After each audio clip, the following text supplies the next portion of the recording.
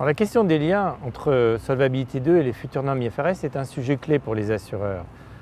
Il représente plusieurs défis, j'en citerai 3. Le premier défi, c'est comprendre et s'approprier les futurs principes d'évaluation qui prévaudront sous cette future norme assurance pour les contrats d'assurance, les contrats en euros et les contrats en unité de compte.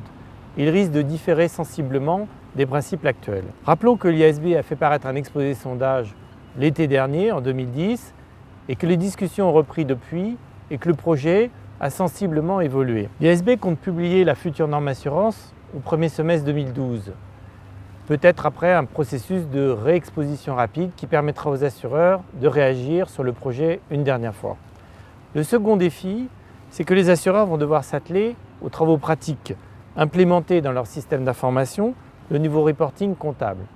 Les actifs et les passifs, car les actifs vont être touchés à cause de la future norme IFRS 9 et les passifs sur la future norme assurance vont demander des travaux importants pour mettre tout cela en place. Et la capacité d'exploiter les synergies avec Solvabilité 2 conditionnera les choix techniques et aura des conséquences non seulement en termes de système mais aussi en termes d'organisation interne dans les entreprises, de processus entre les fonctions comptables, actuarielles et financières. Le troisième défi, c'est que les groupes vont devoir intégrer les incidences de ce nouveau référentiel dans leur pilotage et leur communication.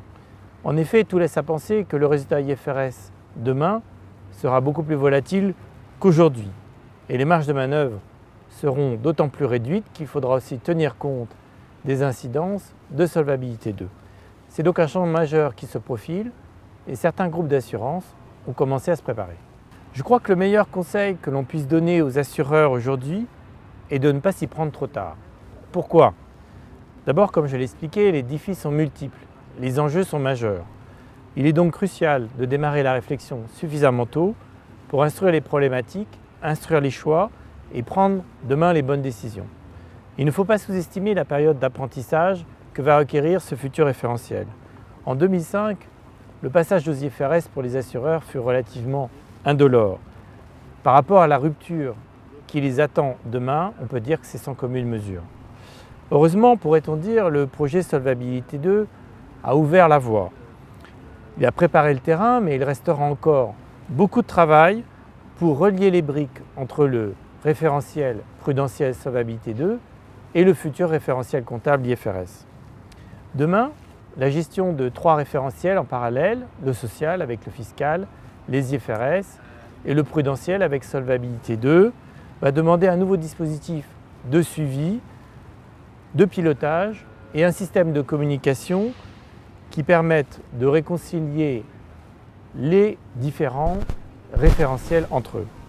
Faire cohabiter demain ces 3 visions de la performance d'une entreprise ne sera pas facile et les assureurs qui auront pris le temps de se préparer, qui auront mis en place un projet structuré, sont ceux qui s'en tireront le mieux.